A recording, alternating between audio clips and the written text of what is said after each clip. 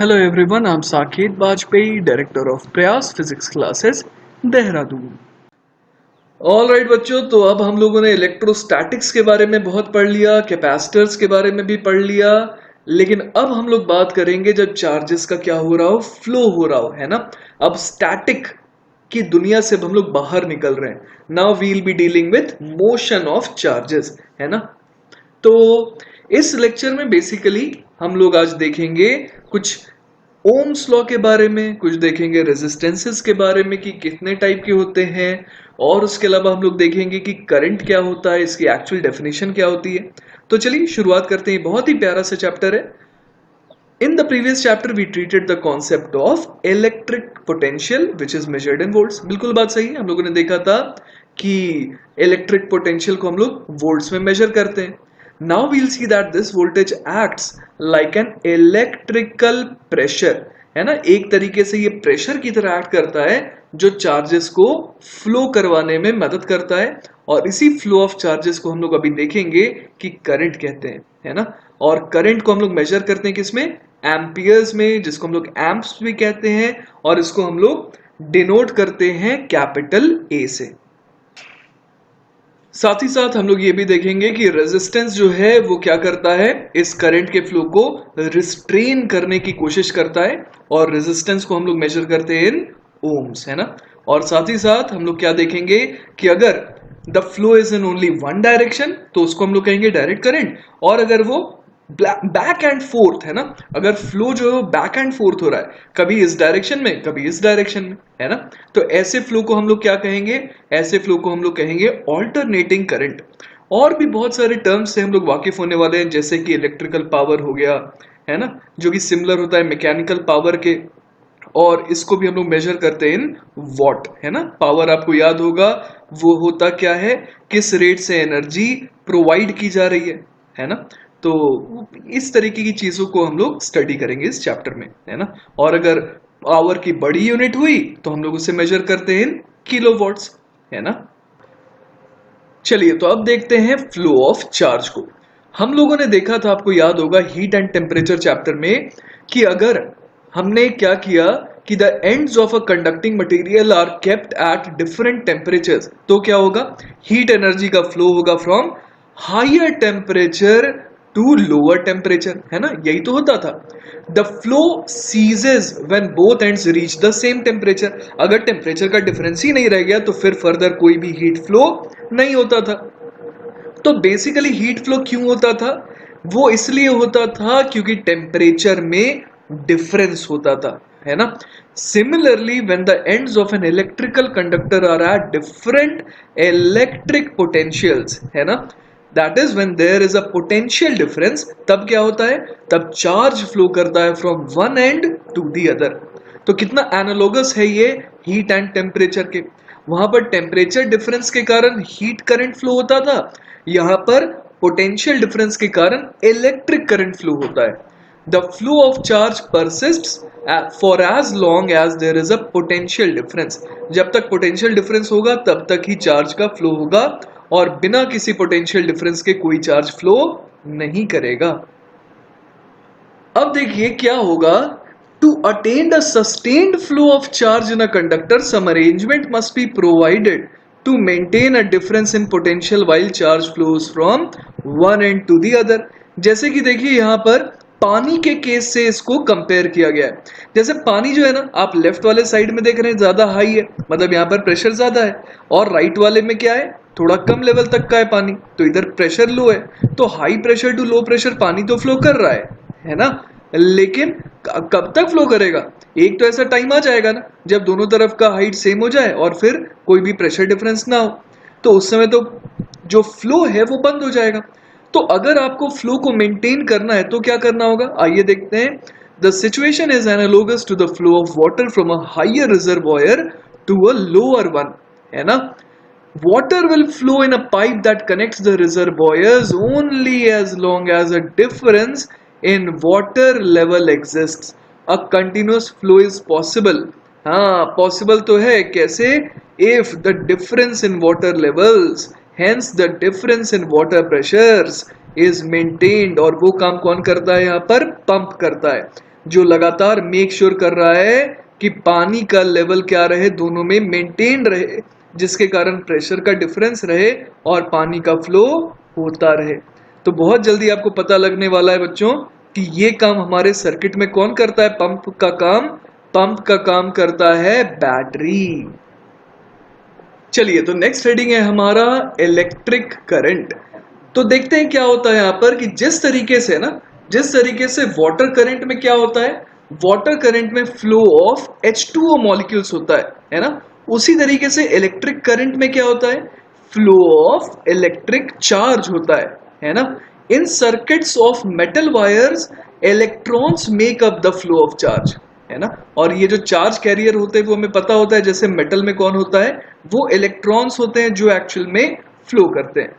This is because one और मोर electrons from each atom, सारे के सारे इलेक्ट्रॉन नहीं, कुछ ऐसे इलेक्ट्रॉन होते हैं हर एटम के पास जो क्या होते हैं, they are free to move throughout the atomic lattice. These charge carriers are called conduction electrons. इनका एक अलग नाम होता है, they are called conduction electrons because they are able to take place in they are able to conduct, है ना, conduction के process के लिए ये जिम्मेदार होते हैं। Protons on the other hand do not move because they are bound inside the nuclei, है ना। हमें पता है कि न्यूक्लियस के अंदर क्या क्या होता है, न्यूट्रॉन होता है और प्रोटॉन होता है, विच आर मोर और less locked in fixed positions. बहुत ज्यादा डेप्थ में तो नहीं जा रहे हैं कि न्यूट्रॉन के अंदर क्या क्या होता है, पर हाँ ऊपर से अगर हम लोग देखें तो ऐसा लगता है कि न्यूट्रॉन के अंदर ये दोनों फंसे हुए हैं। In conducting fluids however such as in a car battery, positive ions typically compose the flow of electric charge, है ना। तो ऐसा नहीं है कि पॉजिटिव चार्ज मूव नहीं कर सकते, वो करते हैं, लेकिन मेटल में तो नहीं करते। लेकिन हाँ, कंडक्टिंग फ्लूइड्स में ऐसा पॉसिबल है कि वहां पर आयंस जो है, पॉजिटिव आयंस जो है, वो भी क्या करें, मूव करें। The rate of electrical flow is measured in amperes, बिल्कुल सही बात है। और 1 एम्पियर को कैसे डिफाइन किया, it is a rate of flow of equal to 1 coulomb of charge per second. It is interesting to note that a current carrying wire is not electrically charged. बिल्कुल सही बात कही गई है यहाँ पर। एक वायर जो होता है ना, वो अगर उसमें करंट फ्लो कर रहा है तो इसका ये मतलब नहीं है कि उसके पास क्या है, कोई एक्सेस में चार्ज हो। होता क्या है, जो भी उसके पास जितने भी एटम्स होते हैं ना, उन एटम्स के पास तो कंडक्शन इलेक्ट्रॉन होते ही है, तो वही क्या करते हैं, वही चलना चालू कर देते हैं। तो अगर वो सिर्फ चलना चालू कर दे रहे हैं तो ऐसा थोड़ी कि उनके पास एक्स्ट्रा इलेक्ट्रॉन आ गया, वो तो पहले भी उनके पास थे ही ना। तो वही चीज यहां पर बताई गई है कि there are as many electrons as protons in the wire, whether a wire carries a current or not, the net charge of the wire is normally zero at every moment, है ना। और अब आ जाते हैं थोड़े मैथमेटिकल कैलकुलेशन पर। देखिए क्या लिखा है यहाँ पर, let delta q be the net charge flowing across a cross section of a conductor, है ना। मान लीजिए कि यहाँ पर हमारे पास एक कंडक्टर है और इसका कोई भी आप क्रॉस सेक्शन ले लीजिए, मान लीजिए क्रॉस सेक्शन मैंने ले लिया। अब यहाँ पर क्या बोल रहा है कि किसी डेल्टा टी टाइम में अगर हम लोग चेक करें तो ओवरऑल चार्ज हमने मेजर किया कि कितना फ्लो कर रहा है, डेल्टा क्यू कर रहा है।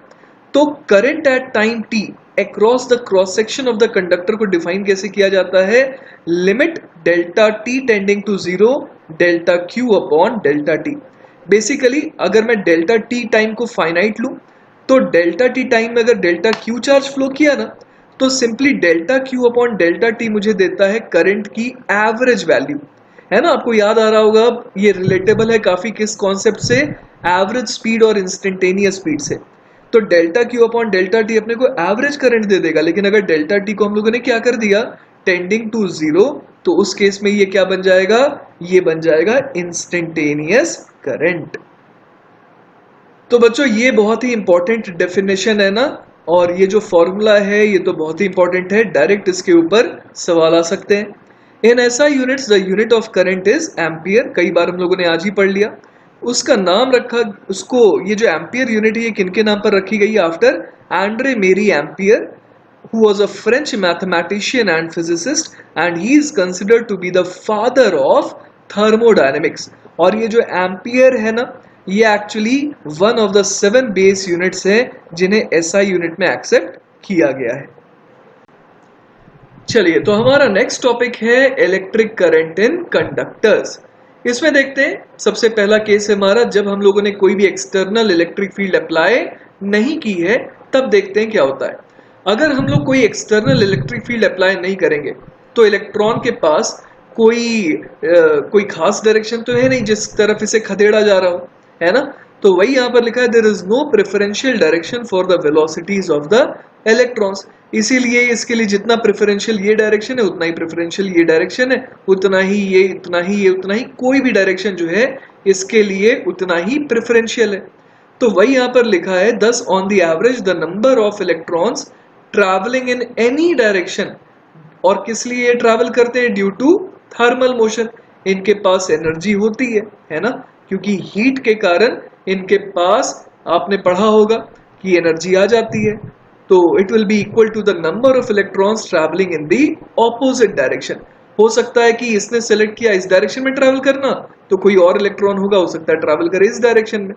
तो ऑन एन एवरेज हम लोग देख पा रहे हैं कि किसी भी खास डायरेक्शन में ओवरऑल फ्लो नहीं हो रहा है ना। आप ऐसे समझ सकते हैं कि हमारे पास एक फील्ड है ना, एक फील्ड है जिसमें बहुत सारे जो है शीप्स है ना, भेड़ आए हुए हैं और ये घास खाने के लिए इधर इधर इधर इधर कहीं पर भी जा सकते हैं। तो मान लीजिए यहाँ पर भेड़ आए हुए हैं ढेर सारे, तो अब कोई इधर जा रहा है तो कोई इधर जा रहा है, कोई इधर जा रहा है तो कोई इधर जा रहा है। तो सबके लिए सारी की सारी डायरेक्शंस बिल्कुल यूनिफॉर्म है क्योंकि हर जगह घास है। तो क्या होता है, कोई इधर जा रहा है तो कोई इधर जा रहा है। तो ऑन एन एवरेज अगर आप देखेंगे तो ऐसा हम लोग नहीं बोल सकते कि भेड़ जो है किसी पर्टिकुलर डायरेक्शन में जा रहे हैं। तो वही यहां पर लिखा है, so there will be no net electric current, है ना। जब किसी खास डायरेक्शन में ओवरऑल चार्ज फ्लो कर ही नहीं रहा है तो हम लोग क्या कह सकते हैं कि ओवरऑल नेट करंट कितना है? जीरो है। अच्छा, एक चीज का ध्यान देना है जो यहाँ पर नोट पॉइंट में लिखा हुआ है, और वो क्या है, if the moving charges are positive the current is in the direction of motion. ये जो है बाय कन्वेंशन माना जाता है कि अगर पॉजिटिव चार्ज इस डायरेक्शन में फ्लो कर रहा है तो हम लोग बोल देंगे कि करंट की भी डायरेक्शन यही है। अगर नेगेटिव चार्ज इस डायरेक्शन में फ्लो करेगा तो हम लोग ऐसा मान लेंगे कि पॉजिटिव चार्ज इस डायरेक्शन में फ्लो कर रहा है और हम लोग करंट की डायरेक्शन ये वाली बोल देंगे, है ना। तो ये शुरुआत में मान लिया गया था तो उसी के हिसाब से काम चल रहा है। अगर शुरू में माना ये गया होता कि इलेक्ट्रॉन की डायरेक्शन के हिसाब से कन्वेंशन माने तो हो सकता है आज की पढ़ाई थोड़ी डिफरेंट होती। तो हम लोग बोल रहे होते कि इलेक्ट्रॉन जिस डायरेक्शन में मूव कर रहा है उस डायरेक्शन में आप करंट की डायरेक्शन को मानिए, है ना। अब अगला पॉइंट देखिए क्या लिखा है, electric current has direction as well as magnitude but it is not a vector quantity because it does not add like vectors. Vector होने के लिए क्या कंडीशन जरूरी है? वेक्टर होने के लिए भाई उसके पास मैग्नीट्यूड और डायरेक्शन दोनों होना चाहिए था, ये बात सही है। लेकिन होता क्या है कि मान लीजिए कि इस तरीके से मेरे पास 3 वायर्स हैं, इसमें 3 एम्पियर आ रहा है, इसमें 4 एम्पियर आ रहा है। तो यहां पर जो करंट आएगा वो हम लोग सिंपली 4 + 3 = 7 एम्पियर बोल देते हैं। तो ऐसा नहीं देखते हैं कि ये 3 एम्पियर और 4 एम्पियर के बीच में एंगल कितना है, ये सब कुछ मैटर नहीं करता है। तो बेसिकली अगर ये वेक्टर लॉ ओबे नहीं करता है तो हम लोग अपने लेवल पर इसे क्या कहेंगे कि ये कैसी क्वांटिटी है? स्केलर क्वांटिटी है ना। क्योंकि हम लोग जो है, हम लोग सिर्फ 2 ही क्वांटिटीज को जानते हैं, एक स्केलर और एक वेक्टर। अगर वो वेक्टर नहीं है तो हमारे लिए वो क्या हो जाएगा? स्केलर हो जाएगा। क्लियर हुई ये बात? बाकी कहीं कहीं पर आपको टेंसर भी सुनने को मिल सकता है, तो उसको लेकर के ज्यादा पैनिक नहीं करना है क्योंकि वो थोड़ा हायर लेवल की बात हो जाती है और वो लेवल आपको ना अभी पढ़ना है ना कॉलेज जाकर के ही पढ़ना है। तो इसीलिए आप क्या मानेंगे? इसे स्केलर मानेंगे। वो अलग बात है कि अगर ऑप्शन में टेंसर भी दिया हो तो आप टेंसर पे टिक लगा सकते हैं, लेकिन टेंसर के आने की एग्जाम में प्रोबेबिलिटी बहुत ही रेयर है क्योंकि वो हमारे सिलेबस में है ही नहीं। चलिए बच्चों, तो इस लेक्चर का पहला सवाल देखते हैं। In an electrolyte the positive ions move from left to right. अच्छा, पॉजिटिव आयंस दिया है, कहां से कहां जा रहे हैं? लेफ्ट से राइट जा रहे हैं। And the negative ions from right to left, है ना, negative ions from right to left जा रहे हैं। Is there a net current? बिल्कुल करंट है। और किस डायरेक्शन में है? तो डायरेक्शन हम लोग बता सकते हैं, देखिए यहाँ पर पॉजिटिव के कारण करंट की डायरेक्शन इधर है और नेगेटिव के लेफ्ट में जाने की तरफ कारण जो है करंट की डायरेक्शन अगेन इधर है। तो ओवरऑल हम लोग देख पा रहे हैं कि करंट की डायरेक्शन किधर को है, फ्रॉम लेफ्ट टू राइट, और उनमें इस करंट में दोनों का ही पार्टिसिपेशन है। ऑलराइट, चलिए नेक्स्ट सवाल है, when no current is passed through a conductor, तब क्या होगा, है ना, जब कोई भी नेट करंट जो है वो जीरो है, तब क्या होगा। पहला ऑप्शन है the average velocity of a free electron over a large period of time is zero. तो देखिए पहला जो ऑप्शन है अगर उसको स्टडी करें, अगर एक फ्री इलेक्ट्रॉन को देखें, फ्री इलेक्ट्रॉन मतलब कंडक्शन इलेक्ट्रॉन की बात हो रही है यहाँ पर, तो अगर हम लोग सिर्फ एक इलेक्ट्रॉन को देखें, है ना, over a large period of time, तो हम लोग देख सकते हैं कभी वो इधर जा रहा होगा, कभी इधर जा रहा होगा, कभी इधर जा रहा होगा, तो कभी इधर जा रहा होगा, कभी इधर तो कभी इधर। मतलब ये हम लोग देख पा रहे हैं कि over a large period of time कोई भी स्पेसिफिक डायरेक्शन में ये नहीं जा रहा है। तो हम लोग बड़े आराम से कह सकते हैं कि इसका नेट डिस्प्लेसमेंट क्या होना चाहिए, और एन एवरेज जीरो होना चाहिए, और इसीलिए इसकी एवरेज वेलोसिटी को क्या कह सकते हैं हम लोग, जीरो कह सकते हैं। क्लियर है, तो पहला ऑप्शन तो बिल्कुल सही है। अब दूसरे ऑप्शन की तरफ जाते हैं। दूसरा ऑप्शन कह रहा है the average of the velocities of all the free electrons at an instant is zero. चलिए सोचते हैं। आप ऐसे सोचिए कि मान लीजिए कोई एक इलेक्ट्रॉन है और कोई एक और इलेक्ट्रॉन है। मान लीजिए ये इधर जा रहा है तो हो सकता है ये इधर जा रहा हो। ऐसे ही कोई और इलेक्ट्रॉन ले लीजिए जो मान लीजिए इधर जा रहा है, तो हो सकता है कोई ऐसा इलेक्ट्रॉन हो जो इधर जा रहा है। तो ओवरऑल भी हम लोग देख पा रहे हैं कि सबके वेलोसिटी का अगर एवरेज ले, है ना, the average of the velocities of all the free electrons किसी भी इंस्टेंट पर, तो उसके भी क्या उम्मीद है आने की, जीरो। क्योंकि सबके पास अलग अलग डायरेक्शन में जाने की प्रोबेबिलिटी क्या है, बिल्कुल सेम है। मतलब कोई अगर इस डायरेक्शन में जा सकता है तो उतना ही प्रोबेबल है कि कोई इलेक्ट्रॉन इस डायरेक्शन में जाए। तो इसीलिए हम लोग कह सकते हैं कि किसी भी इंस्टेंट पर सारे वेलोसिटीज का अगर हम लोग एवरेज ले तो उसकी क्या आने की उम्मीद है, जीरो। इसीलिए दूसरा ऑप्शन भी बिल्कुल सही लग रहा है। चलिए तो नेक्स्ट सवाल है, the current through a wire depends on time as I बराबर दिया हुआ है I naught plus alpha T. ठीक है, और यहाँ पर आई नॉट की वैल्यू भी दी हुई है और अल्फा की भी वैल्यू दी हुई है। अब अपने से क्या पूछा है, find the charge cross through a cross section of the wire in 10 seconds. तो चलिए सबसे पहले इसका ग्राफ बना लेते हैं। आई बराबर आई नॉट प्लस अल्फा टी, इसका ग्राफ कैसे आने की उम्मीद है, कुछ इस तरीके का। क्योंकि यहाँ पर अल्फा जो है वो इसका स्लोप बता रहा है, और अगर अल्फा स्लोप है तो मैं यहाँ पर देख सकता हूँ कि वो स्लोप की वैल्यू कितनी है, 4 है। सही है, तो यहाँ पर अगर मैं थीटा से डिनोट कर रहा हूँ तो मैं tan ऑफ थीटा को कितना लिख सकता हूँ, 4 लिख सकता हूँ। और आई नॉट की वैल्यू कितनी दी हुई है, वो दी हुई है 10, है ना। आई नॉट दिया हुआ है 10 एम्पियर और अल्फा दिया हुआ है 4 एम्पियर पर सेकेंड। तो यहाँ पर मैंने current as a function of time बनाया, और यहाँ पर इनिशियल करंट कितनी है, आई नॉट है, जिसकी वैल्यू है 10। ठीक है, तो अब 10 सेकेंड में देखना है, तो चलिए t बराबर 10 तक हम लोग क्या देखते हैं, ये वाला पूरा का पूरा एरिया अंडर द ग्राफ। अब मुझे क्यों क्लिक किया कि मुझे एरिया देखना चाहिए, क्योंकि I बराबर क्या होता है, I बराबर बेसिकली हम लोग क्या लिख सकते हैं, I बराबर हो जाएगा dq बाय dt। तो यहां से मुझे दिख रहा है कि dq बराबर कितना आ जाएगा, I dt। तो अब दोनों तरफ इंटीग्रेशन का सिंबल लगा देते हैं, है ना। तो इंटीग्रेशन ऑफ dq का मतलब क्या हो गया, summation of all small charges. किसी dt टाइम में अगर dq चार्ज फ्लो किया है, तो अगर मैं इंटीग्रेट करूं तो मुझे 0 से t टाइम तक का पूरा चार्ज मिलेगा। तो इंटीग्रेशन ऑफ I dt का मतलब क्या हो गया, एरिया अंडर IT ग्राफ, है ना। तो ये I as a function of time का ही तो ग्राफ है, तो मुझे ये एरिया चाहिए। कैसे निकालें ये एरिया अब हम लोग, तो देखिए ये बेसिकली अपने को एक ट्रेपीजियम जैसा दिख रहा है ना। ट्रेपीजियम का एरिया कितना होता है, एरिया बराबर होता है half of sum of parallel sides. Sum of parallel sides अगर अपने को निकालना है तो ये वाली साइड लेंथ तो चलिए 10 है, और ये वाली साइड कितनी हो जाएगी, तो ये निकालने के लिए अपने को यूज करना होगा tan थीटा। tan थीटा बराबर कितना दिया हुआ है, 4 दिया हुआ है। ये बेस अगर 10 है तो इस हाइट को 40 होना पड़ेगा ना, यहाँ से यहाँ तक की लेंथ को। तो ओवरऑल लेंथ कितनी हो गई, 40 प्लस 10 50। तो half of sum of parallel sides मतलब 10 plus 50 multiplied by distance between them, जो कि हो जाएगा 10। तो ये कितना हो गया, ये हो गया 60 इंटू 5 विच इज 300। तो हमारा जवाब क्या हो जाएगा, चार्ज की वैल्यू हो जाएगी 300 कूलम, है ना, यही हमारा जवाब हो गया।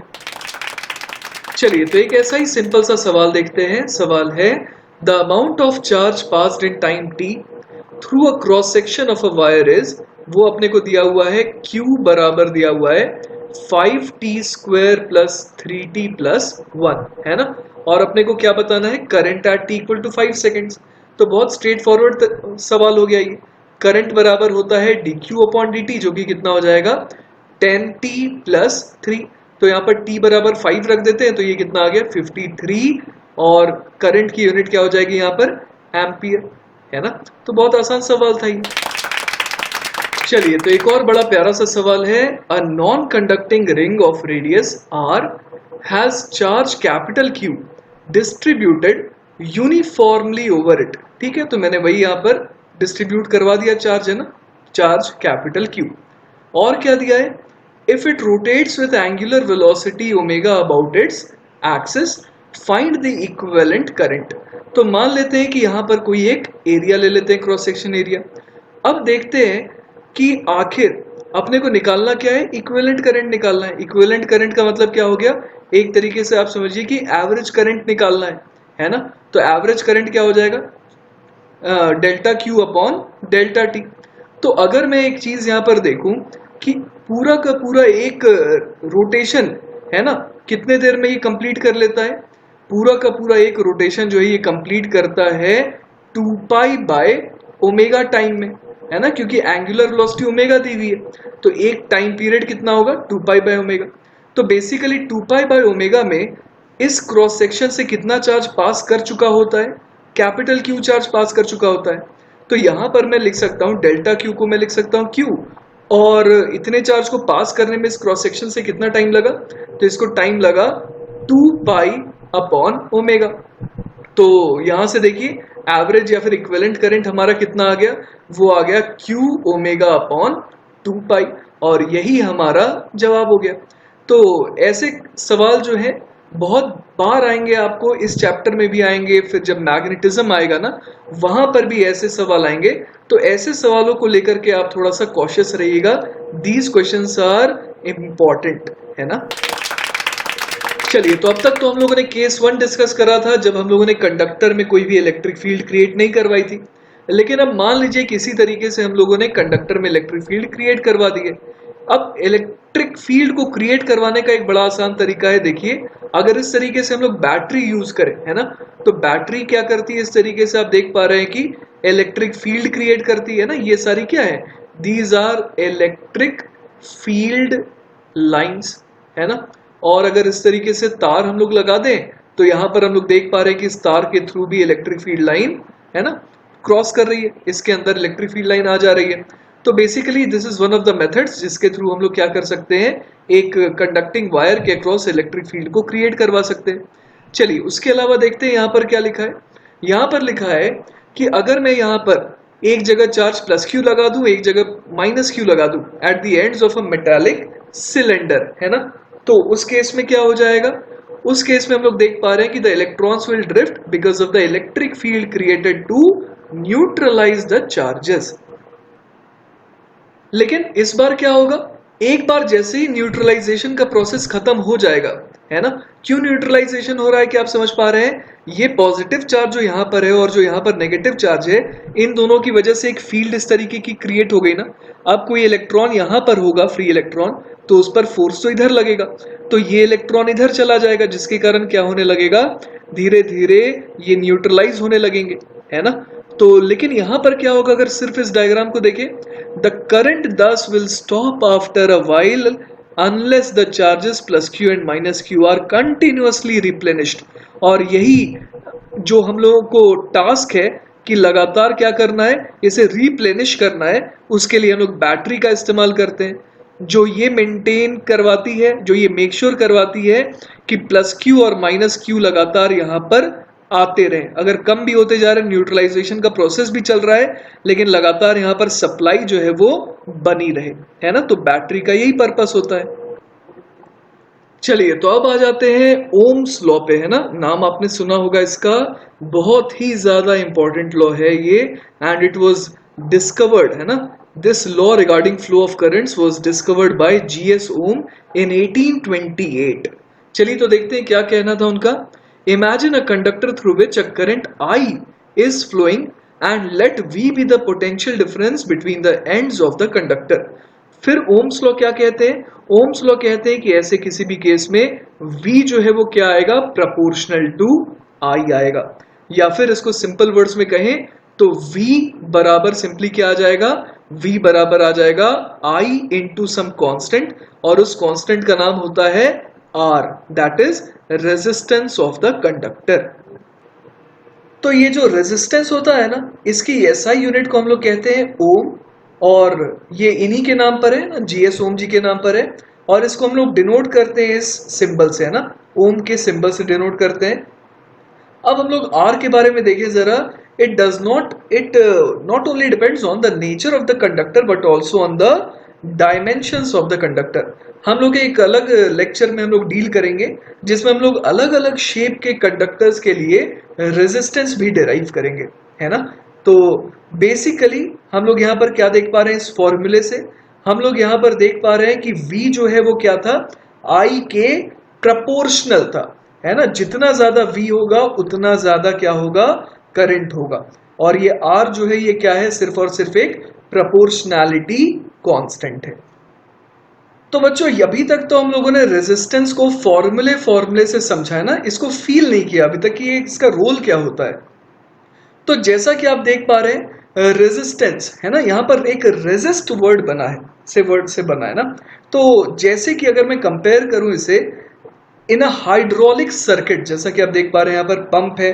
पंप जो है वो किसका रोल प्ले कर रहा है यहाँ पर, पंप जो है वो वोल्टेज सोर्स को रिजेंबल कर रहा है ना, जो कि बैटरी होती है एक इलेक्ट्रिकल सर्किट में।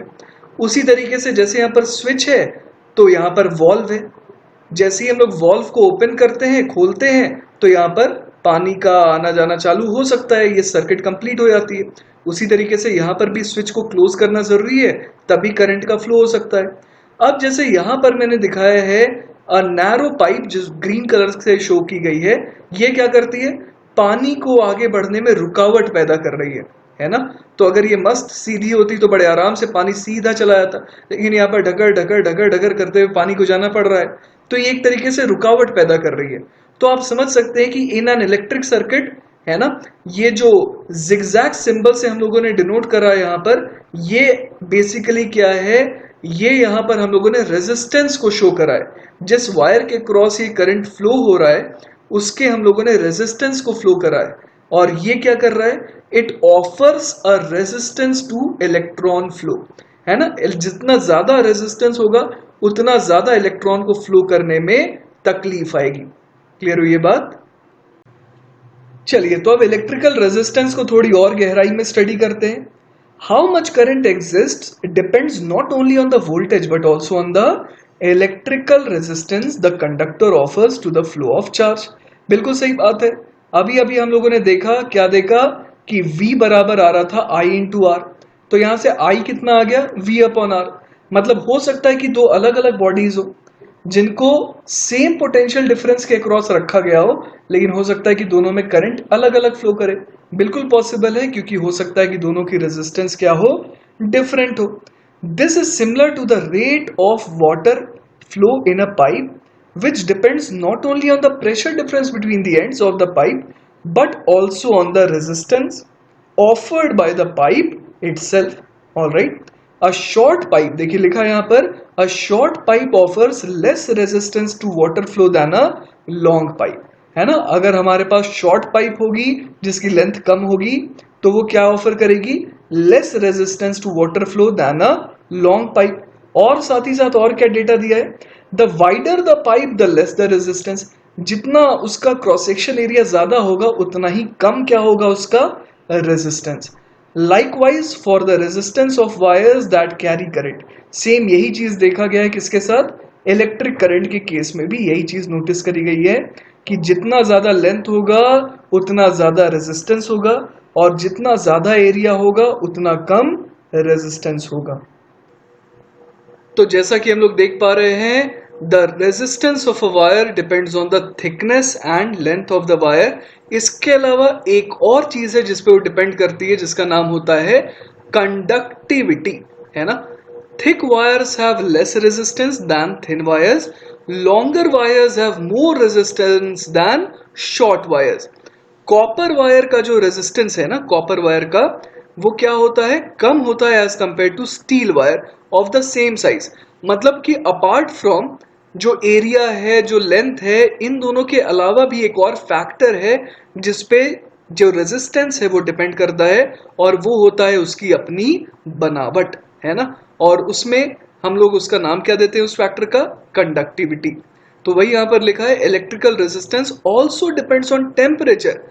अब टेम्परेचर पे क्यों डिपेंड करता है भाई, the greater the jostling about of atoms within the conductor, the greater resistance the conductor offers to the flow of charge. जितना ज्यादा टेम्परेचर होगा उतना ज्यादा क्या होगा, और ऑलरेडी अंदर जो है वो क्या होगा, उतना ज्यादा जो है डिस्टरबेंस अंदर रहेगा।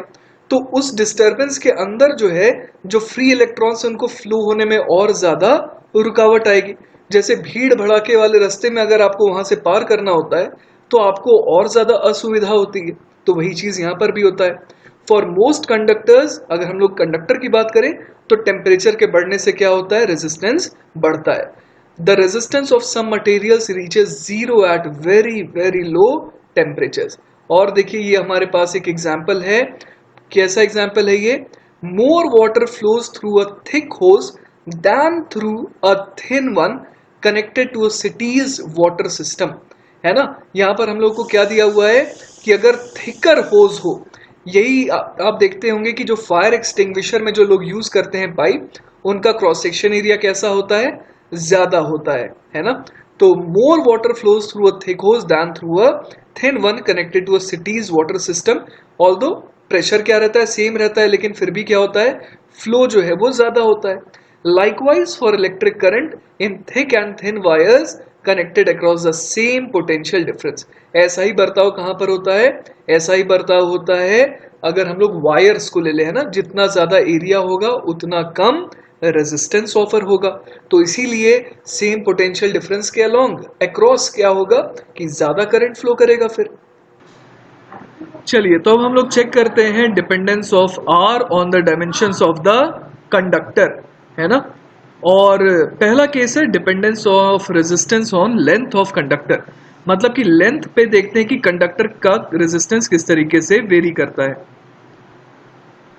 तो जैसा कि आप देख पा रहे हैं यहाँ पर एक क्रॉस सेक्शन एरिया है और लेंथ एल है इस कंडक्टर का, जो कि ओम्स लॉ सेटिस्फाई कर रहा है। और चलिए देखते हैं, imagine placing two such identical slabs side by side so that the length of the combination is 2l। तो हम लोगों ने क्या किया, ऐसे दो स्लैब को इस तरीके से लगा दिया।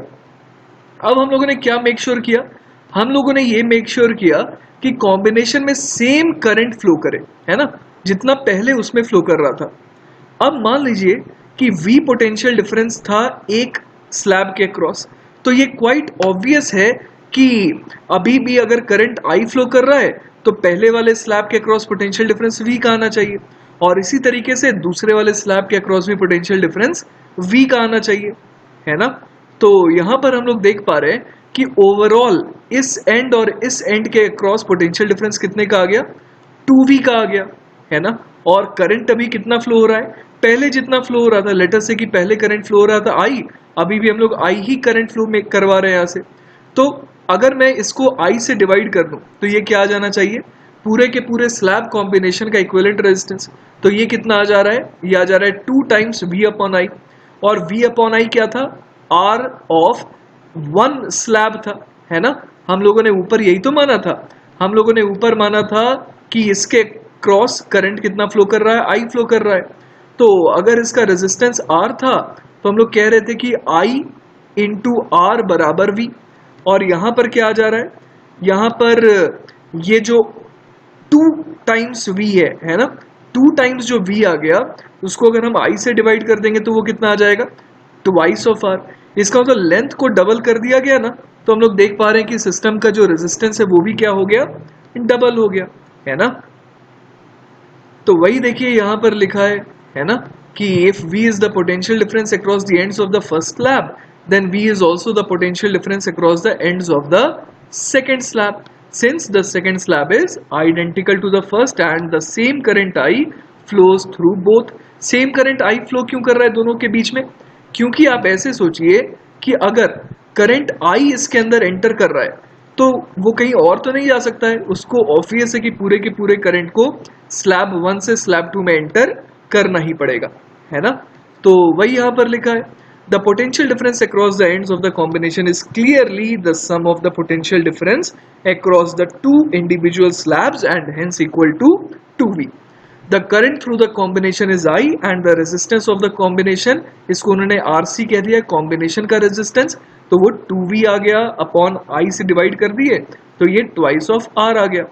और यहाँ पर R क्या है? Resistance of either of the slabs. चूंकि दोनों आइडेंटिकल है ना, तो हम लोग किसी भी स्लैब के रेजिस्टेंस को R कह सकते हैं, दोनों ही R है वैसे तो। 10 कंक्लूजन क्या है बच्चों? कंक्लूजन ये है कि doubling the length of a conductor doubles the resistance, है ना। तो बेसिकली हमने क्या सीखा? Resistance is proportional to length. चलिए इसी तरीके से देखते हैं dependence of resistance upon area of cross section A of conductor. तो देखिए इस बार हम लोगों ने क्या किया, हम लोगों ने स्लैब को क्या कर दिया, दो पार्ट में डिवाइड कर दिया। Imagine dividing the slab into two by cutting it lengthwise so that the slab can be considered as a combination of two identical slabs of length L but each having a cross section area of A by 2। ये पिछले ही slab जैसा दिख रहा है, बस उसमें क्या किया गया, उसको इस तरीके से दो पार्ट में काट दिया गया है। अब हम लोगों ने क्या किया था, हम लोगों ने इसके cross V potential difference maintain करवाया था और करंट कितना फ्लो कर रहा था इसमें से, I कर रहा था। तो अब ये देखना बहुत मुश्किल नहीं है सिमेट्री से कि दोनों स्लैब्स के क्रॉस, है ना, दोनों स्लैब के थ्रू कितना करंट फ्लो कर रहा होगा, I/2 और I/2 कर रहा होगा। सिमेट्री से हम लोग कह सकते हैं, है ना। और हम लोग ये भी देख पा रहे हैं कि since the potential difference across the ends of the half slabs is V, दोनों के ही अक्रॉस तो V का ही पोटेंशियल डिफरेंस है ना, that is the same as across the full slab. The resistance of each of the half slabs R1 is कितना हो जाना चाहिए, R1 बराबर हो जाना चाहिए V अपॉन I/2, क्योंकि अगर एक स्लैब को ले रहे हैं तो उसके अक्रॉस पोटेंशियल डिफरेंस कितने का आ रहा है, उसके अक्रॉस पोटेंशियल डिफरेंस V का आ रहा है, लेकिन करंट कितना फ्लो कर रहा है, I/2। तो इसीलिए हम लोग क्या बोल सकते हैं कि रेजिस्टेंस इसका कितना हो जाएगा, ऊपर वाले का लेटर से R1, वो हो जाएगा V upon current which is I/2। तो ये कितना आ गया, ट्वाइस ऑफ V/I। इसका मतलब कि एक का रेजिस्टेंस जो है वो ओवरऑल का कितना है, डबल है ना।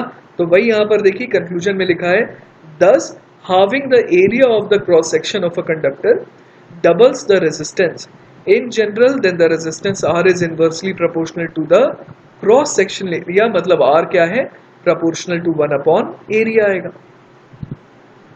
तो इन दोनों फैक्टर्स को बच्चों देखने के बाद मैंने क्या किया, मैंने क्लब कर दिया ना। मैंने ये देखा कि R proportional to L है और मैंने क्या देखा कि R proportional to 1 upon A भी है। तो इसका मतलब ये हो गया कि R को मैं क्या लिख सकता हूँ, प्रोडक्ट ऑफ R बराबर क्या लिख सकता हूँ मैं, equal to some constant multiplied by L upon A, है ना। यहाँ पर रो क्या कहलाता है, रो कहलाता है कांस्टेंट ऑफ प्रोपोर्शनैलिटी, जिसको हम लोग रेजिस्टिविटी कहते हैं, and it depends on the material of the conductor and but not on it's dimensions, क्योंकि डायमेंशंस के लिए ऑलरेडी L और A तो आ ही गए। अब रो जो है वो किस पे डिपेंड करेगा, मटेरियल पर। जैसे कॉपर के लिए रो अलग रहेगा, एल्यूमिनियम के लिए रो अलग रहेगा, है ना, वो अलग अलग मटेरियल को बताता है। तो देखिए ये रहा एक टेबल जो कि आपको अलग अलग मटेरियल के लिए रेजिस्टिविटी जो है वो शो कर रहा है ना। और साथ ही साथ यहाँ पर एक टेम्परेचर कोएफिशिएंट ऑफ रेजिस्टिविटी जैसा टर्म भी है, जिसको हम लोग देखेंगे अभी बहुत जल्दी, है ना। तो फिलहाल आप क्या देख रहे हैं, जैसे कंडक्टर्स के लिए जो रेजिस्टिविटी है वो बहुत ही कम है, 10⁻⁻8 के तरीके का है। एक और टाइप का मटेरियल होता है जिसको हम लोग कहते हैं सेमीकंडक्टर, है ना, जिसका बिहेवियर हम लोग पढ़ेंगे कि एक कंडक्टर और इंसुलेटर के बीच जैसा होता है। तो सेमीकंडक्टर के लिए आप देख रहे हैं कि थोड़ी सी ज़्यादा वैल्यू है एज कम्पेयर टू कंडक्टर्स, और इंसुलेटर का तो रेजिस्टिविटी बहुत ज़्यादा होता है और इसीलिए वो क्या करते हैं, वो अच्छे से कंडक्ट नहीं कर पाते and they are more like a resistor, है ना। तो हम लोग यही देखते हैं कि जो इंसुलेटर है बेसिकली वो क्या होते हैं, उनकी रेजिस्टिविटी बहुत ही ज़्यादा होती है और वो बहुत ज़्यादा करंट के फ्लो को रेजिस्ट करते हैं। चलिए तो नेक्स्ट सवाल देखते हैं। सवाल है, a uniform wire of resistance 100 ohm is melted and recast in a wire of length double that of the original, what would be the resistance of the wire. तो बेसिकली इस बार क्या दिया है कि हमने कोई वायर ऐड नहीं किया है, हमने उसी वायर को क्या किया, मेल्ट किया और फिर रिकास्ट किया है ना। तो चलिए यहाँ पर देखते हैं कि लेटर से कि उसकी लेंथ थी L और क्रॉस सेक्शन एरिया था A। तो अब जो है उसका रेजिस्टेंस कितना बोल रहा था, रेजिस्टेंस बराबर होता है रो L अपॉन A। तो यहाँ पर जो है अपने को रेजिस्टेंस दिया हुआ था 100 ओम, है ना। तो this was equal to 100 ohm. तो लिख देते हैं यहाँ पर R is equal to rho L upon A equal to 100 ohm, है ना।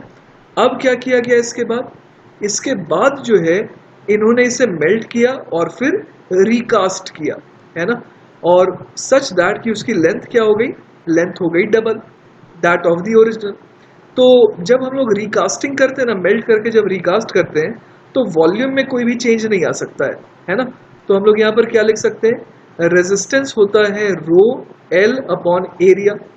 तो अब एक काम करते हैं, ऊपर L और नीचे L से मल्टीप्लाई कर देते हैं। तो ये क्या बन गया, रो L square upon area into length क्या हो जाएगा, वो उसका वॉल्यूम हो जाएगा। तो अब आप देख सकते हैं यहाँ पर कि रेजिस्टेंस का फॉर्मूला क्या बन गया, रो L स्क्वायर अपॉन वॉल्यूम, है ना। तो अब हम लोग यहाँ पर देख रहे हैं कि अगर रो तो चेंज नहीं हो सकता है, मेल्ट करके रिकास्ट किए तो मटेरियल तो वही रहा ना, तो रो में चेंज नहीं आ सकता है, वॉल्यूम में भी चेंज नहीं आने दे रहे। तो हम लोग यहाँ पर देख रहे हैं कि रेजिस्टेंस इस केस में किसके प्रोपोर्शनल आ रहा है, लेंथ के स्क्वायर के। तो लेंथ को अगर डबल कर दिया गया तो इसका तो रेजिस्टेंस क्या हो गया, आर डैश हो जाएगा 4 टाइम्स रेजिस्टेंस, है ना। जो ओरिजिनल रेजिस्टेंस था उसका 4 टाइम्स हो जाएगा। तो हमारा आंसर क्या हो जाएगा, 400 ओम। ऑलराइट, चलिए तो अब आगे बढ़ते हैं और बात करते हैं टाइप्स ऑफ रेजिस्टर्स के बारे में। Commercially produced resistors for domestic use और in lab are of 2 major types. तो 2 मेजर टाइप के रेजिस्टेंसेस कौन कौन से हैं, wire bound resistors and carbon resistors. देखते हैं सबसे पहले वायर बाउंड रेजिस्टर्स के बारे में। Wire bound resistors are made by winding the wires of an alloy, for example manganin, constantan, nichrome और सिमिलर वंस। ये जो 3 एग्जांपल अभी आए हैं ये एक्चुअली क्या है, एलॉयज है ना। इसमें अलग अलग मटेरियल्स मिले हुए रहते हैं, है ना। तो the choice of these materials is dictated mostly by the fact that the resistivities are relatively insensitive to temperature. तो इस तरीके से इन्हें बनाया गया है सच दैट कि ओवरऑल अगर हम लोग देखें तो रेजिस्टिविटी जो है इनकी टेम्परेचर पे कोई खास डिपेंड नहीं करती। These resistances are typically in the range of a fraction of a ohm to few hundred ohms। तो ये आपको ध्यान रखना होगा कि जनरली इनकी जो रेजिस्टिविटी है ना, सॉरी जो इनका रेजिस्टेंस है वो कितना, कहाँ से कहाँ तक जाता है, an ohm to a few hundred ohms तक ही जा पाता है। अब हम लोग आ गए हैं उस टाइप के रेजिस्टर के पास जिसके ऊपर अपने को सवाल भी देखने को मिल सकता है ना।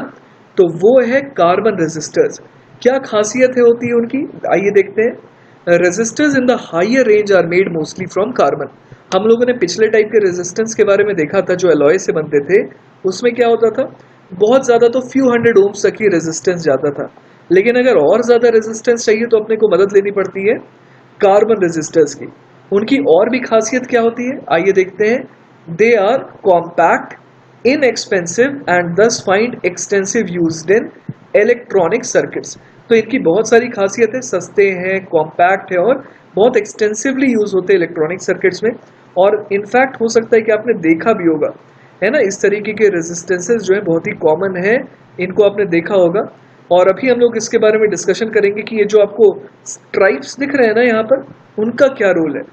Carbon resistors are small in size and hence their values are given using a colour code. देखिए ऑलरेडी अगर बहुत छोटा होता है तो अगर उसके ऊपर हम लोग रेजिस्टेंस की वैल्यू लिख देंगे तब तो बार बार अपने को माइक्रोस्कोप लेकर के देखना होगा कि भाई उसका रेजिस्टेंस कितना है। तो इसीलिए इजीली आइडेंटिफाई कर पाए ना, उसके लिए हम लोग क्या करते हैं, हम लोग कलर कोड का इस्तेमाल करते हैं। तो रंग देख करके हम लोग बता सकते हैं कि उसका रेजिस्टेंस कितना है। तो आइए हम लोग समझने की कोशिश करते हैं कि कार्बन रेजिस्टर्स के केस में उनकी वैल्यू कैसे निकाली जाए, है ना। तो जैसे कि यहाँ पर आप देख पा रहे हैं कलर्स के अलग अलग वैल्यूज हैं यहाँ पर। जैसे कि ब्लैक हो गया, उसको नंबर 0 असाइन किया गया है और मल्टीप्लायर 1 है। टॉलरेंस बेसिकली जो है वो possible variation in percentage about the indicated values बताता है कि कितने का एरर का मार्जिन होता है ना, परसेंटेज में। तो इसीलिए जो चौथा वाला कलर है, जैसे कि यहाँ पर आप देख पा रहे हैं, है ना, पहले वाले केस में जैसा कि आप देख पा रहे हैं यहाँ पर कितने वायर्स हैं, 4 वायर्स हैं। तो जो आखिरी वाला है वो बेसिकली टॉलरेंस बताता है। मल्टीप्लायर तीसरा वाला होता है, जो लेफ्ट साइड से अगर मैं देखूं तो थर्ड नंबर पर है। और जो पहले दो हैं वो हम लोग नंबर के थ्रू देखते हैं। जैसे कि यहाँ पर देखिए पहले 3 रेड है और फिर सिल्वर है। तो पहले दो के हिसाब से आप देखिए रेड की क्या वैल्यू है 2, तो पहले दो नंबर्स 2 हो गए, है ना। तो 2 और 2 22 हो गया। अब इसके बाद क्या करेंगे, मल्टीप्लाई करेंगे किसके साथ, अब अगला रेड है तो रेड के लिए देखिए मल्टीप्लायर की वैल्यू कितनी है 10 की पावर 2, तो 10 की पावर 2 हो गया। और आगे क्या लिख देंगे, प्लस माइनस जो एरर का स्कोप है ना, तो सिल्वर के लिए कितना है 10% है, तो यहाँ पर प्लस माइनस 10% लिख देंगे। तो इतना ओम हमारा जवाब हो गया। मतलब 22 इंटू 10 की पावर 2 प्लस माइनस 10%, ये हमारा रेजिस्टेंस आ गया इस वाले वायर का।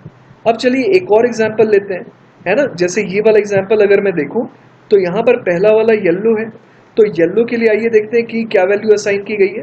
येलो के लिए देखिए असाइन की गई है वैल्यू 4, तो मैं यहाँ 4 लिख देता हूँ। अगला वाला वॉयलेट है, तो वॉयलेट के लिए देखते हैं कितना असाइन किया गया, 7, है ना, तो यहाँ 7 लिख देता हूँ। अब आ जाते हैं तीसरे वाले पे मल्टीप्लायर, वो है ब्राउन।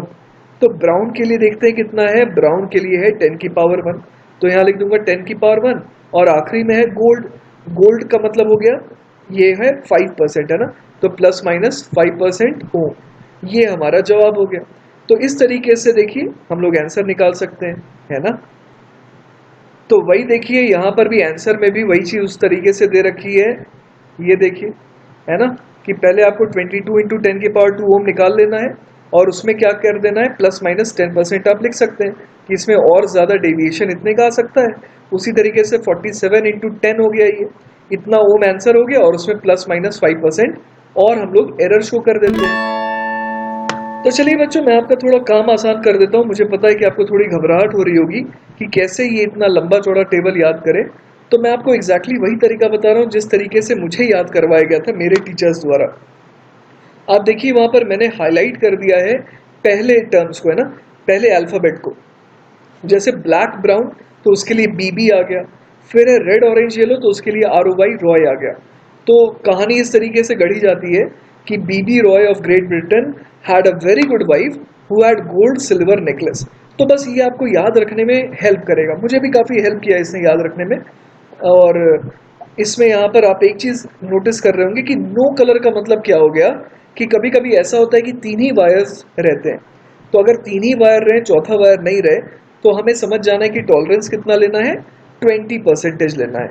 ऑलराइट, चलिए तो अब हम लोग देखेंगे वेरिएशन विथ टेम्परेचर, है ना। आखिर रेजिस्टिविटी में किस तरीके से वेरिएशन आता है टेम्परेचर के साथ। तो देखिए क्या लिखा है, the resistivity of a material is found to be dependent on the temperature. Different materials do not exhibit the same dependence on temperatures. मतलब अलग अलग मटेरियल के लिए जो है रेजिस्टिविटी की डिपेंडेंस अलग अलग तरीके से होती है ना। जैसे कि हम लोग देख सकते हैं यहाँ पर कि 3 ग्राफ आपको यहाँ पर दिखाए हुए हैं, है ना। जैसे कि पहला जो है वो कॉपर का है, कॉपर का अलग तरीके से वेरिएशन हो रहा है टेम्परेचर के साथ। फिर अगला है नाइक्रोम का, है ना। नाइक्रोम क्या होता है, वो एक एलॉय होता है। तो एलॉय का जो रेजिस्टिविटी है वो टेम्परेचर के साथ आप देख पा रहे हैं बहुत ही वीकली रिलेटेड है। जैसे टेम्परेचर में कितना चेंज आ गया लेकिन रेजिस्टिविटी में कोई खास चेंज नहीं आता हुआ दिख रहा है। और एक तीसरे टाइप का भी एलिमेंट, एक तीसरे टाइप का भी हम लोग हमारे पास एक मटेरियल होता है जिसको हम लोग कहते हैं सेमीकंडक्टर, जिसकी प्रॉपर्टी इंसुलेटर और कंडक्टर के बीच की होती है। तो उसका तो इनफैक्ट ये देखा गया है कि रेजिस्टिविटी जो है वो टेम्परेचर के साथ कम होती है। मेरे को समझ में आ रहा होगा कि आपको क्यूरियोसिटी हो रही है सेमीकंडक्टर को लेकर के, पर वो हम लोग एक्चुअली 12th के लास्ट चैप्टर में पढ़ेंगे।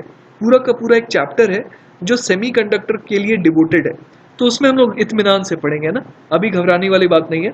आइए इसको कंप्लीट करते हैं। Over a limited range of temperatures that is not too large, the resistivity of a metallic conductor is approximately given by, किस तरीके से ये गिवन है आइए देखते हैं। वो दिया है rho at a temperature T बराबर rho naught multiplied by 1 plus alpha T minus T naught, है ना। और यहां पर रो टी क्या है, रो टी है resistivity at a temperature T, और रो नॉट क्या है, रो नॉट है resistivity at a reference temperature T naught, है ना। और अल्फा क्या है, अल्फा को कहते हैं टेम्परेचर कोएफिशिएंट ऑफ रेजिस्टिविटी, और उसकी डायमेंशन क्या होती है, ऑब्वियस है कि अल्फा इंटू डेल्टा टी, इसको हम लोग डेल्टा टी भी बोल सकते हैं ना, चेंज इन टेम्परेचर। तो अल्फा इंटू डेल्टा टी की डायमेंशन 1 के सेम आनी चाहिए, प्रिंसिपल ऑफ होमोजेनिटी के कारण। तो इसका मतलब कि अल्फा का डायमेंशन क्या हो जाएगा, अल्फा का डायमेंशन हो जाएगा टेम्परेचर इनवर्स वाला, है ना। और मेटल्स के लिए ये पाया गया है कि अल्फा पॉजिटिव है, मतलब कि अल्फा बेसिकली जो है वो हमें क्या बता रहा है, एक फैक्टर की तरह आया है ना। Alpha is like a factor जो हमें बता रहा है कि किस तरीके से रेजिस्टिविटी का टेम्परेचर पे डिपेंडेंस आएगा। तो मेटल्स के लिए देखा गया कि अल्फा जो है वो पॉजिटिव है। इस टेबल को ध्यान से देखिए, यहां पर क्या दिया हुआ था, टेम्परेचर कोएफिशिएंट ऑफ रेजिस्टिविटी जो कि अल्फा है ना। तो बेसिकली ये क्या है, ये है 1 अपॉन रो डी रो बाय डी टी। यहां पर डी रो किसे कहा गया है, वो चेंज इन रो को, है ना। जैसे हम लोगों ने क्या निकाला था, देखा था formula, rho at any temperature T बराबर rho naught multiplied by 1 plus alpha T minus T naught, है ना। यहां पर टी नॉट रेफरेंस टेम्परेचर था। तो यहां से देखिए इन्होंने क्या लिख दिया, rho T minus rho not upon T minus T naught, है ना। Rho T minus rho not upon T minus T not, और इससे फर्दर अगर मैं किससे डिवाइड कर दूं, रो नॉट से डिवाइड कर दूं, तो ये अल्फा आ जाएगा। उसी को तो यहां इन्होंने डिफरेंशियल फॉर्म में लिखा है ना। तो 1 upon rho D rho by D T जो है वो बेसिकली अल्फा है। क्लियर है बात। और अल्फा की अलग अलग वैल्यूज दी हुई है यहाँ पर। जैसे कि सबसे इंपॉर्टेंट चीज यहाँ पर यह है कि कंडक्टर्स के लिए अल्फा जो है वो पॉजिटिव है। पॉजिटिव होने का मतलब क्या हुआ कि D rho by D T जो है ना, वो पॉजिटिव है, मतलब change in rho with temperature जो है वो पॉजिटिव आ रहा है। इसका मतलब कि रो जो है वो टेम्परेचर के साथ बढ़ रहा है ना। और उसके अलावा हम लोग क्या देख पा रहे हैं, उसके अलावा हम लोग देख पा रहे हैं कि सेमीकंडक्टर के लिए ये नेगेटिव है। तो इसका मतलब क्या हो गया, रो जो है वो क्या होगा, कम होगा विथ चेंज इन टेम्परेचर, क्योंकि D rho by D T क्या आ गया, नेगेटिव आ गया ना। तो अल्फा के नेगेटिव होने का मतलब क्या हुआ कि D rho by D T negative है, इसका मतलब रेजिस्टिविटी जो है वो टेम्परेचर के साथ कम होगा, है ना। और इंसुलेटर के लिए देखिए यहाँ पर मेंशन्ड नहीं है अल्फा, है ना, क्योंकि बेसिकली इंसुलेटर्स जो है वो क्या होते हैं, वो होते हैं नॉन कंडक्टर्स, वो कंडक्ट ही नहीं करते हैं। तो इसीलिए एक तो उनकी रेजिस्टिविटी इतनी कम होती है कि अल्फा का कोई खास सिग्निफिकेंस नहीं होता है। चलिए तो एनसीईआरटी का एक एग्जाम्पल करते हैं, example 3.3। An electric toaster uses nichrome for its heating element, है ना। नाइक्रोम हमें पता है कि क्या होता है, वो एक्चुअली एक एलॉय होता है। When a negligibly small current passes through it, its resistance at room temperature, और रूम टेम्परेचर कितना दिया हुआ है 27 degree Celsius, is found to be 75.3 ohm. When the toaster is connected to a 230 volt supply, the current settles after a few seconds to a steady value of 2.68 ampere. मतलब immediately तो थोड़ा सा turbulence आता है, लेकिन उसके थोड़े ही देर बाद क्या होता है कि एक steady value attain हो जाती है, जो कि है 2.68 ampere. What is the steady temperature of the nichrome element? एक तो ये पूछा है, और हमारे को दिया क्या है, temperature coefficient of resistance of nichrome averaged over the temperature range involved. Is 1.7 into 10⁻⁻⁴ पर डिग्री सेल्सियस, है ना। इसका मतलब क्या हुआ, एवरेज का।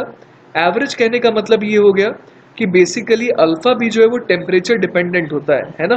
तो ऑल्दो यहाँ पर अपने को क्या दिया हुआ है, यहाँ पर एक टेम्परेचर का रेंज दिया हुआ है, मतलब एक बड़ा टेम्परेचर का डिफरेंस है।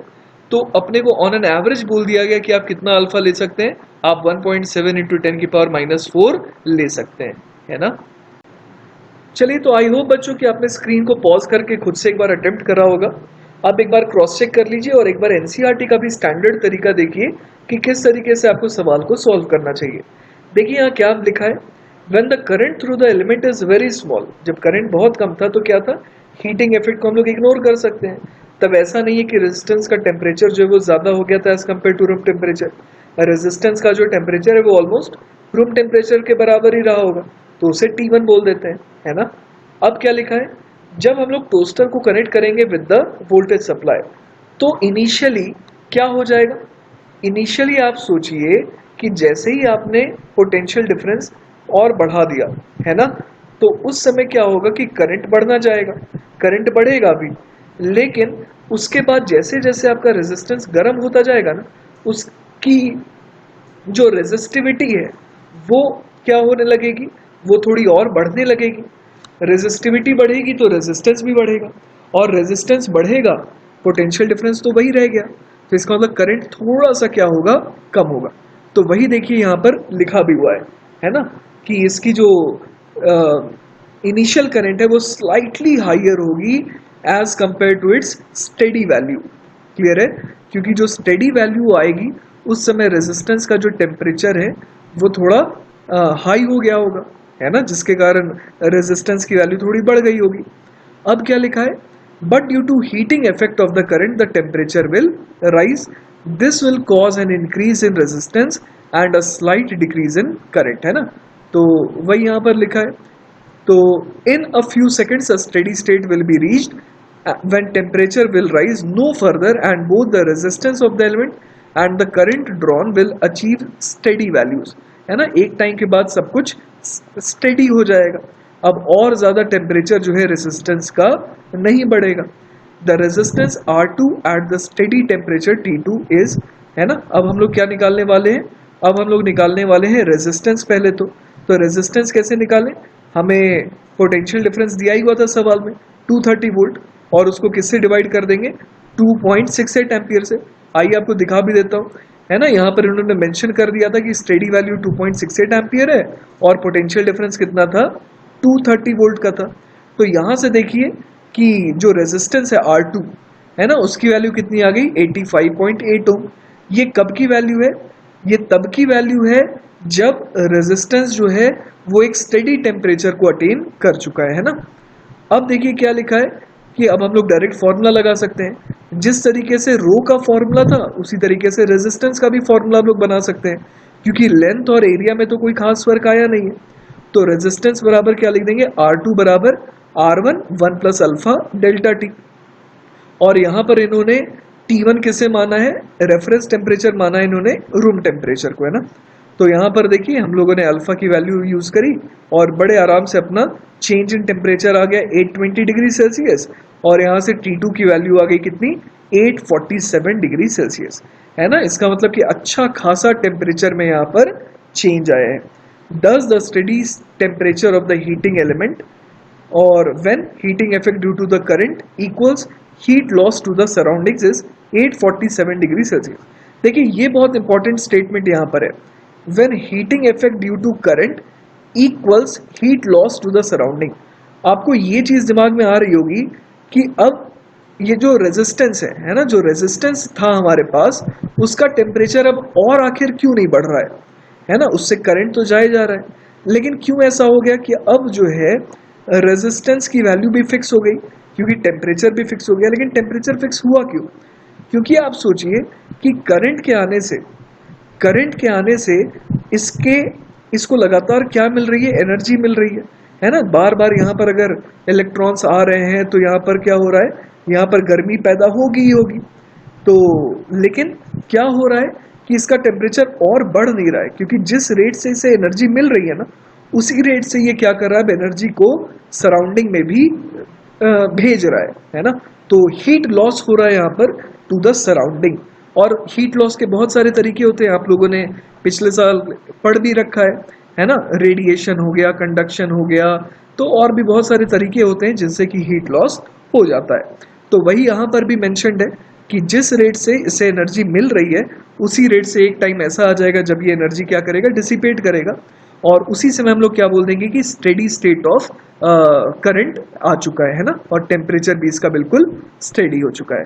तो इस सवाल का जवाब क्या आ गया, 847 डिग्री सेल्सियस। चलिए तो अब आ जाते हैं आज के आखिरी सवाल पे, और सवाल है अगेन एनसीईआरटी का, और वो है example 3.4। The resistance of the platinum wire of a platinum resistance thermometer at the ice point is 5 ohm. Ice point का मतलब क्या हो गया, आइस पॉइंट का मतलब हो जाता है 0 डिग्री सेल्सियस, है ना। एंड एट स्टीम पॉइंट का मतलब कितना हुआ, 100 degree Celsius, is 5.23 ohm. When the thermometer is inserted in a hot bath, the resistance of the platinum wire is 5.795 ohm. अच्छा, मतलब कि हॉट बाथ का टेम्परेचर ऑब्वियस है कि 100 डिग्री से भी ज़्यादा होगा, है ना, तभी तो इसका रेजिस्टेंस और ज़्यादा आ रहा है। अब हमसे यही पूछा है कि calculate the temperature of the hot bath, है ना। तो चलिए सोचते हैं कि कैसे निकाला जाए इसे। आप भी एक बार स्क्रीन को पॉज करके ट्राई करिए खुद से। तो देखिए यहाँ पर किस तरीके से इन्होंने जवाब निकाला है। आर नॉट, है ना, आर नॉट का मतलब हो गया रेजिस्टेंस एट 0 डिग्री सेल्सियस, वो कितना दिया हुआ है, 5 ओम दिया हुआ है।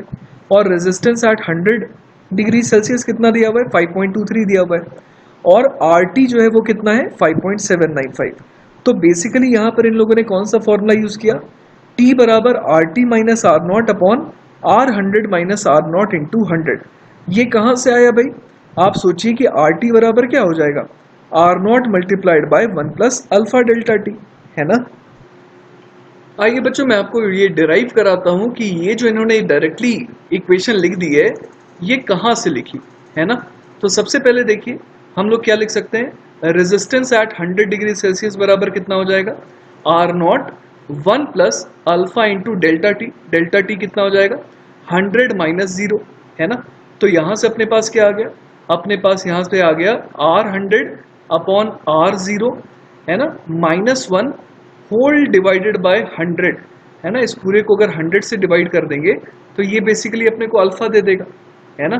तो इसको अगर और सिंप्लीफाई करें तो क्या आ जाता है, ये आ जाएगा R 100 minus R naught upon 100 times R naught. ये अपने पास किसकी वैल्यू आ गई, यहाँ से इस अपने पास आ गई अल्फा की वैल्यू, है ना। ये अल्फा आ गया अपने पास। अब इस अल्फा का इस्तेमाल हम लोग कौन सी इक्वेशन में करेंगे, इस अल्फा का इस्तेमाल हम लोग करेंगे ये वाली इक्वेशन में, है ना। तो आइए करते हैं इसका इस्तेमाल। क्या लिखेंगे हम लोग लिखेंगे रेजिस्टेंस एट टेम्परेचर टी बराबर कितना, R naught 1 plus alpha into delta T. अब डेल्टा टी को क्या लिख सकते हैं हम लोग, सिंपली यहाँ पर हम लोग लिख देते हैं टी लिख देते हैं, क्योंकि इनिशियल टेम्परेचर 0 मान रहे हैं, है ना। तो यहाँ पर अब अल्फा की वैल्यू अपने को पुट करनी है ना। तो अल्फा की वैल्यू तो हम लोगों ने अभी अभी निकाली, तो चलिए इसको पुट करते हैं।